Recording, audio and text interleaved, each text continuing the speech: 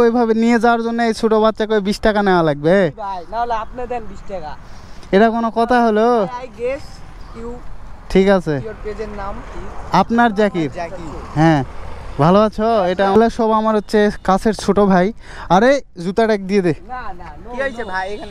এখানে জুতা পড়ে গেছে এই ছোট পিচ্চির। ওকে বললাম যে ওখান থেকে একটা হচ্ছে ওই যে কঞ্চি নিয়ে আসে, ওই পাশ থেকে ওখানে নিয়ে যায় তুলেকে দিয়ে দিতে। এখন এই তুলছে টাকা নিবে।